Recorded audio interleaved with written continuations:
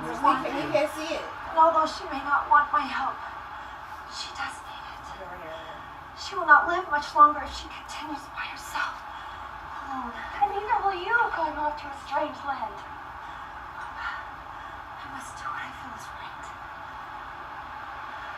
What will I tell Beth, your mother? Tell her I'm with Naomi. Tell her I am no longer empty-handed.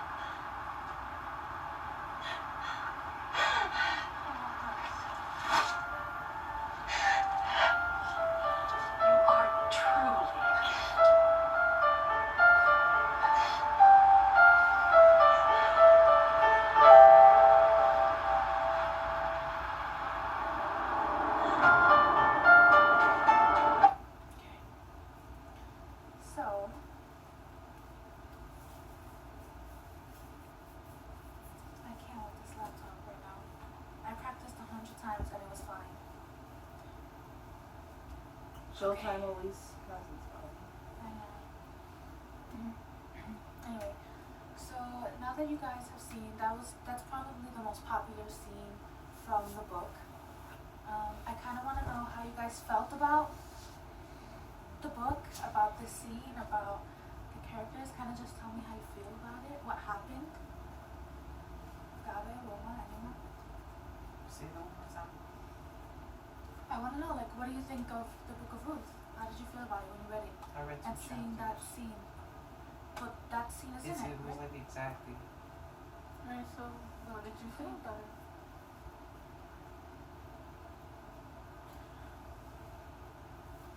Oh, okay. Okay, well. I mean, it did basically what it was in my mind. It basically showed that.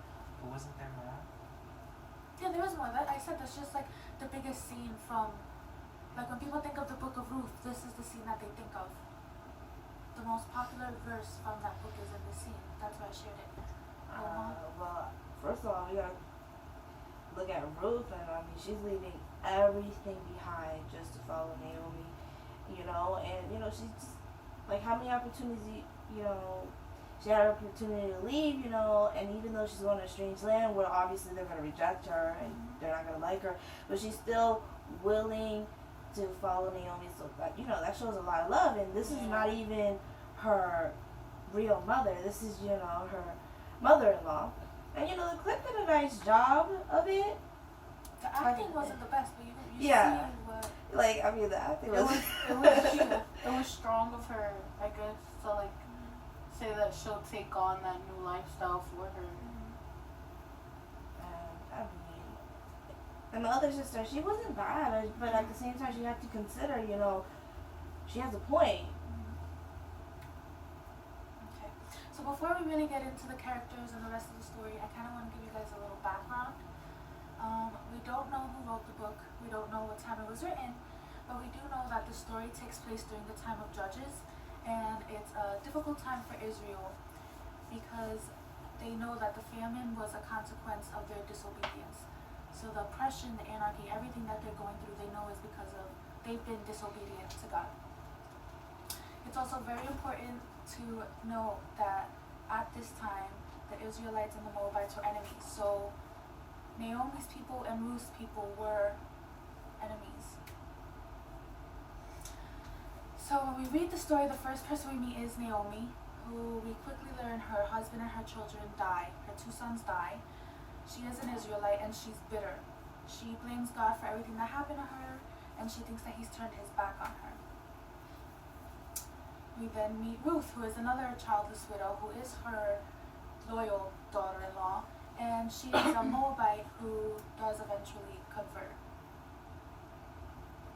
The third main character is Boaz, who is an Israelite, and he's Naomi's guardian redeemer. When you were reading, did you read that word or no?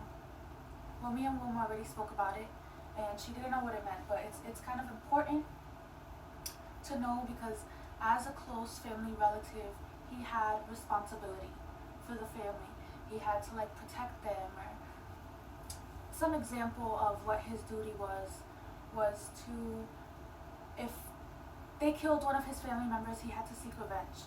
Or if one of his family members were sold into slavery, he had to buy them back. So that was his duty as one of the family members. And there's different levels of this? Yeah, there are some, if you're a closer relative, a closer family member, then you're I guess you have a higher responsibility. You go first. It's you decide whether you are gonna take it on. And if you don't, then it goes to the next guardian redeemer, the next one. And he's also characterized by his kindness, the kindness that he shows Ruth and the kindness that he shows Naomi. The book of Ruth is obviously split into 4 parts, 4 chapters.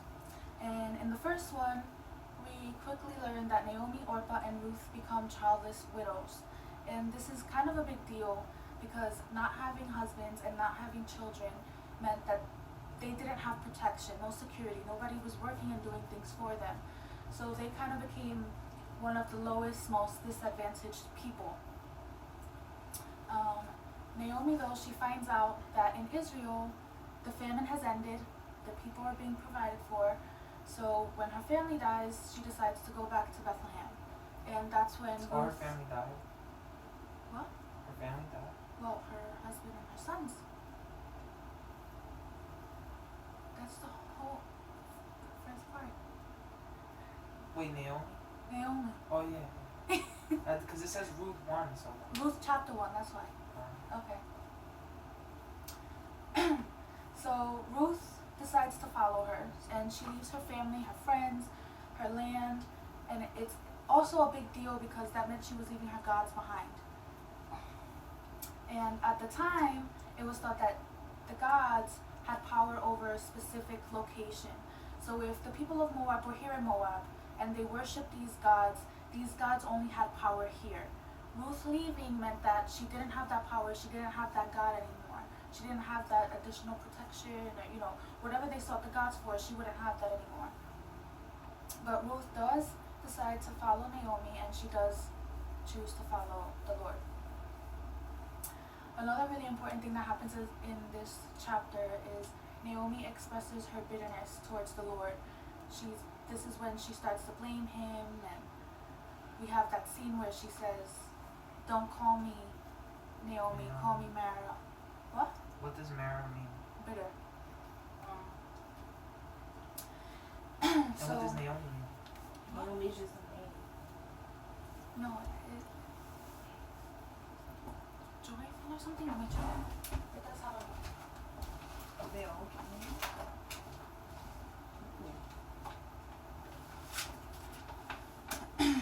That's why she says to change it, because Does Ruth mean something too?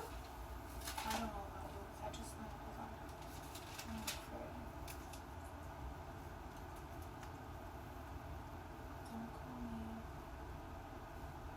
Okay. Oh, Naomi means pleasant. Yeah. Okay. So, Ruth, once they get there, she decides to search through the fields for grain. And the only reason she's allowed to search through the fields for grain is because Mosaic law prohibited landowners from harvesting the corners and edges of the field.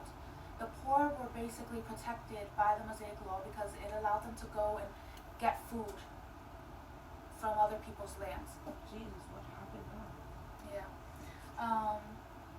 So Boaz, by chance, a landowner, sees Ruth while she's out there gleaning the fields, gathering the grain, and he finds out what she did for her mother-in-law. He's like totally impressed. So he decides to have her work for him, basically, to work with the other women on the field. And he tells the men not to lay a hand on her. And you kind of really see the way that the women, a poor woman doesn't have child, doesn't have a husband or anything. He needed to protect her. He needed to make sure that none of the men there were gonna hurt her. He protects her, and Ruth goes back. She goes back to Naomi, tells her what happened that day. And Naomi says, oh, he's our guardian redeemer. And this is when Naomi kind of realizes, God didn't turn his back on us. He didn't do what I thought.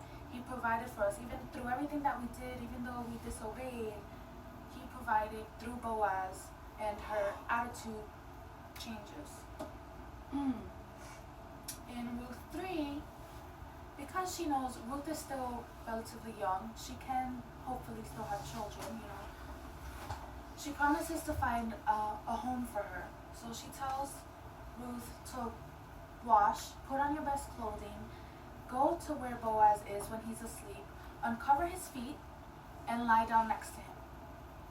To us, it's kind of weird to imagine doing that, going up to a man. But yeah, this was a ceremonial request for marriage. She was basically proposing. Question: is the woman usually doing the proposing? Do guys do it like this too?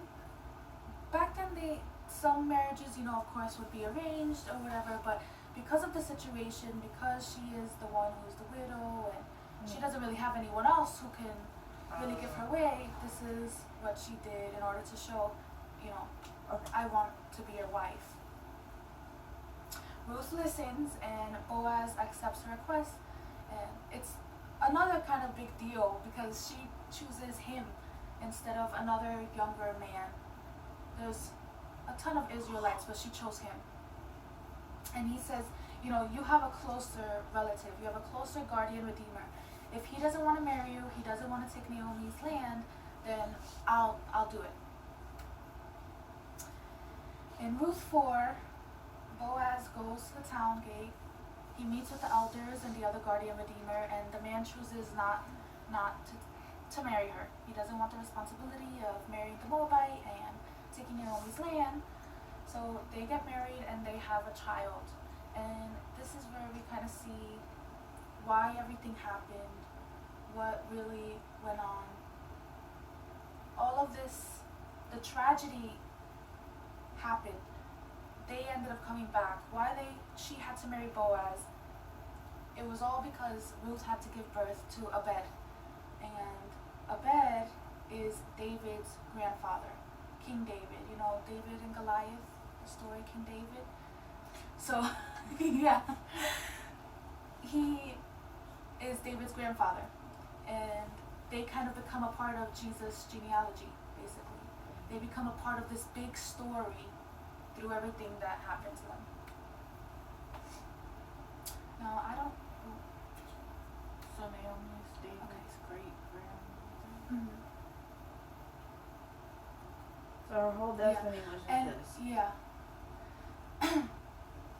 Now, one of the words that is in the book that you might not have known what it meant is chesed. And it's a brand of sacrificial love that far exceeds the limits of ordinary love. It's a sacrificing, voluntary kind of love. It's the same kind of love that God has for his people, for all of us, and the kind of love that we are called to show other people. It's also obviously the love that Jesus showed when he died on the cross for us. When Ruth decides to follow her mother-in-law, that was an act of chesed. And it also follows, the gospel's theme to lay down your life for someone else. Because of Ruth and Boaz's acts of chesed, Naomi also sees God through their actions. She sees his love, and she begins to have hope again. Now, why read this book? Can one of you guys read this for me? The whole thing? Yeah. Oh, you want it? Let me read the top piece and you read the bottom. Okay, go ahead. Have you been? Wait, do I say like even though that's in? Yeah. Have you been where Ruth is judged because of the color of your skin, or because you look different, or maybe because your family life is beyond crazy? I might stutter though. It's okay. Just read it. Living in a fallen world, you may be facing losses that leave you asking questions about God. Is He good? Does He care about me? The book of Ruth raises those questions through the wrenching story of a suffering woman.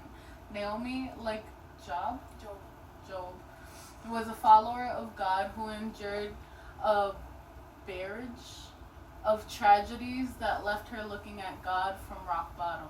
God answered Naomi's accusations through Ruth, Naomi's foreign daughter-in-law, who, along with Boaz, displayed God's hesed, a brand of sacrificial love that far exceeds the limits of ordinary human love. Through the book, again, through the book of Ruth, we find a story of sacrifice, love, and hope. Okay. So if you read the story, these are the 4 main things that we learn from the book.